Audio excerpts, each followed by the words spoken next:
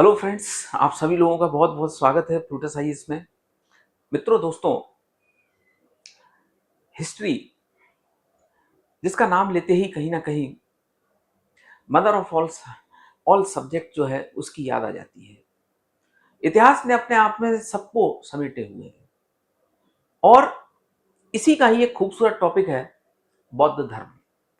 अब बौद्ध धर्म की जो शिक्षाएं हैं उसको हमको काफी विस्तार से पढ़ना है, चाहे वो त्रिपिटक हो, चाहे वो अष्टांगिक मार्ग हो, चाहे वो चार आर्य सत्य हो, चाहे वो बौद्ध धर्म के त्रिरत्न हो। तो ये बौद्ध धर्म की कुछ शिक्षाएं हैं, इनको हम लोग पढ़ेंगे डिटेल में। चार आर्य सत्य बौद्ध धर्म के त्रिरत्न है, अष्टांगिक मार्ग है, पंच महाव्रत है, 10 शील सिद्धांत हैं, ये सब, और त्रिपिटक है, बौद्ध साहित्य, ये सब हम पढ़ेंगे।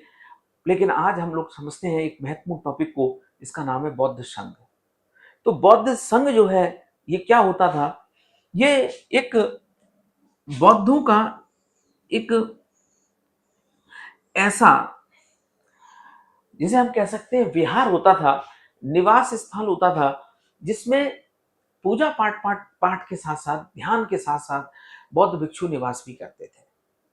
तो ये बौद्ध संघ बौद्धों के निवास स्थान और पूजा पाठ के रूप में कहीं ना कहीं कार्य, इसकी भूमिका होती थी।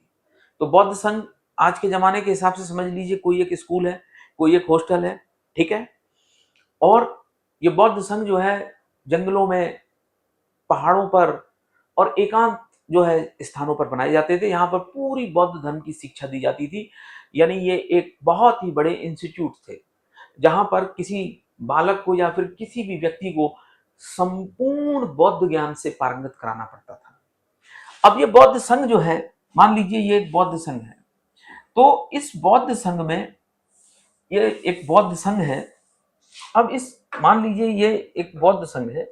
अब इस बौद्ध संघ में किसी को प्रवेश लेना है तो वो कैसे प्रवेश लेगा?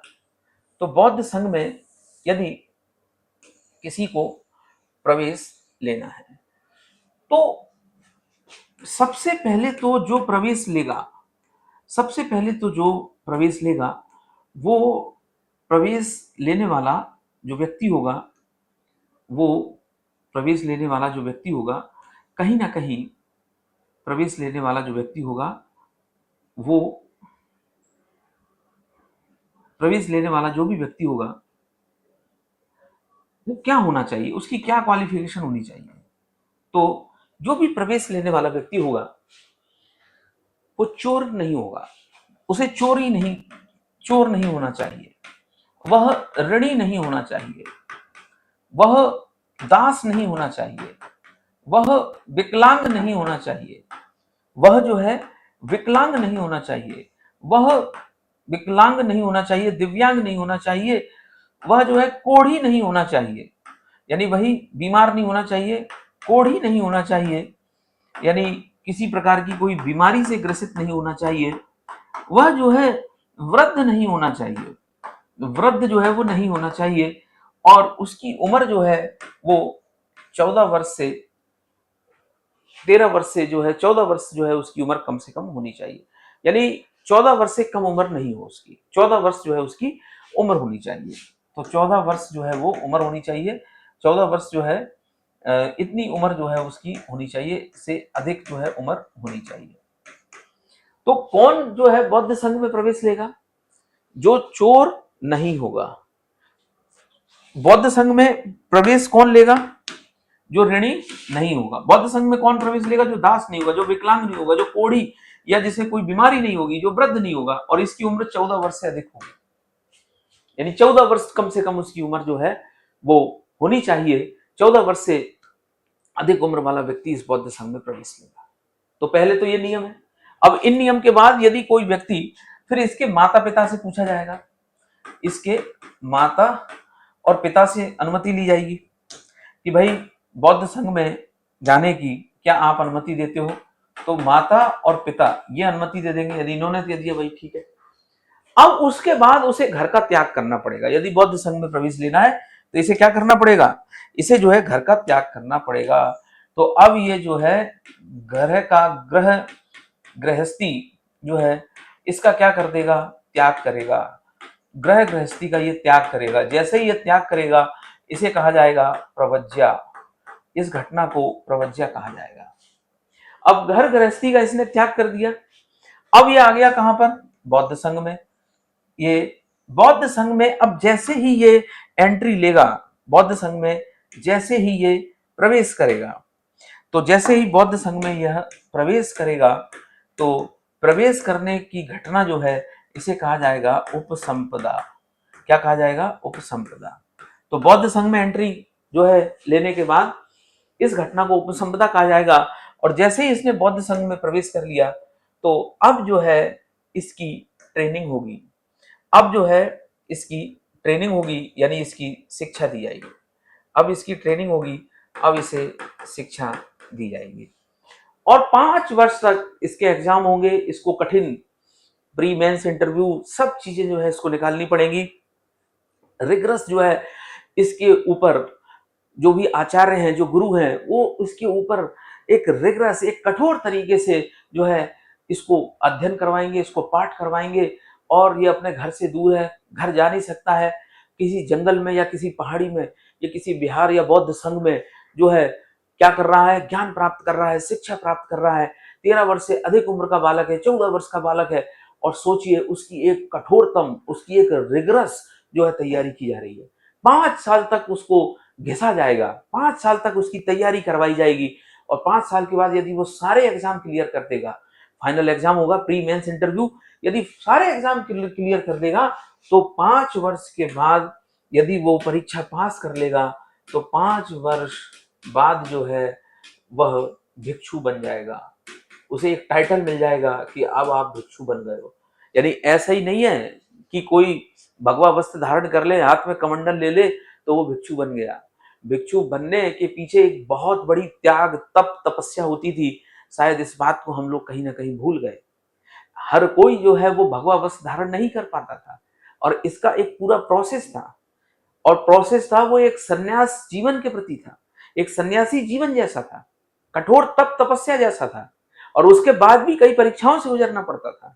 और ये परीक्षाएं जो है, जो मैंने आपको बस एग्जाम्पल के रूप में समझाने से कहा कि 5 वर्ष तक जब उसकी कठोर तप, साधना, तपस्या और उसे कठोर जो है उसको शिक्षा दी जा रही है, उसको पढ़ाया जा रहा है, उसके बाद जब वो परीक्षाओं में खरा उतरेगा, तब उसे टाइटल मिलेगा भिक्षु।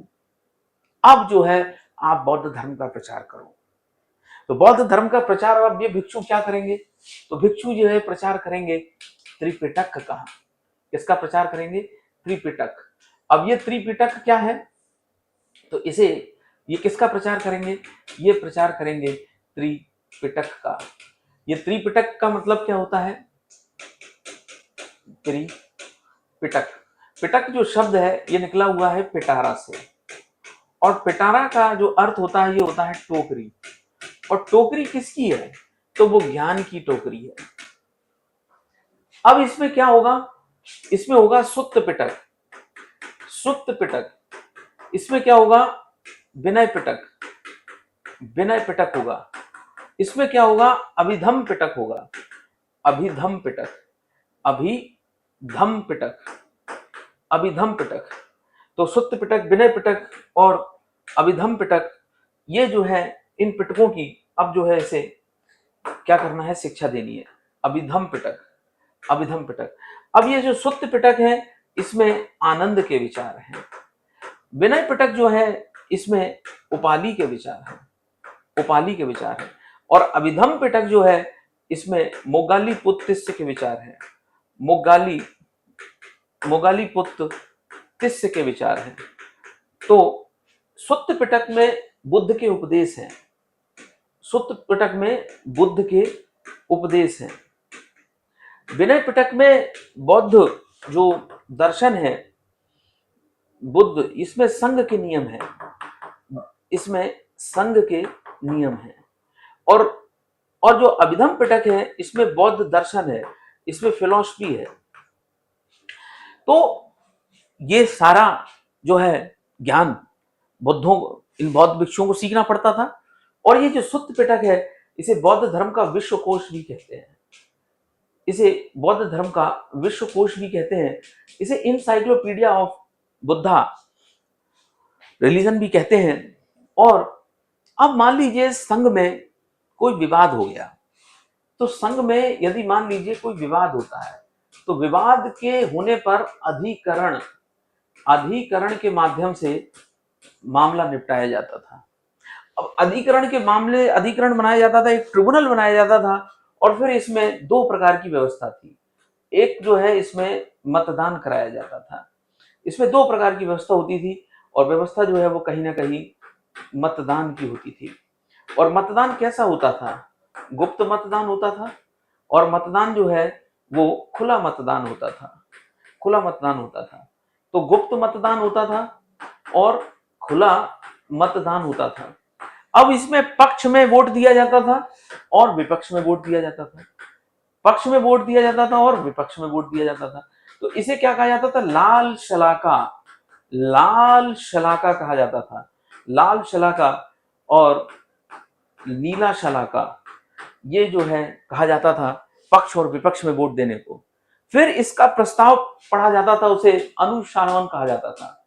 अनुश्रावण कहा जाता था, और इस प्रस्ताव को वृत्ति कहा जाता था। कहीं ना कहीं ये सब बौद्ध संघ के नियम होते थे, और इस बौद्ध संघ में ये सारा ज्ञान अध्ययन करना जाता था। और इनकी जो भाषा होती थी, वो भाषा जो है पाली भाषा में ज्ञान दिया जाता था। सोचिए कितना गजब का एजुकेशन सिस्टम था।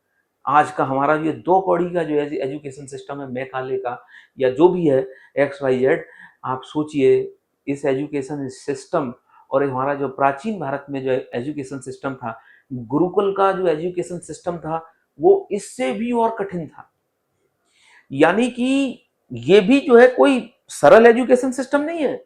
लेकिन आप चाहे नालंदा महाविहार के एजुकेशन सिस्टम को देखिए, या ये बुद्धों के, ये बौद्ध संघों के एजुकेशन सिस्टम को देखिए, इसके बाद जो पढ़ के जो बौद्ध भिक्षु निकलता था ना, वो इसे हम कह सकते हैं कि उसकी जो है ज्ञान की चमक, वो कई किलोमीटर क्षेत्र तक जो है कहीं ना कहीं बहुत बड़े दायरे में उसकी ज्ञान की चमक जो है वो आभा मंडल कहीं ना कहीं लोगों को सुनाई दे जाता था।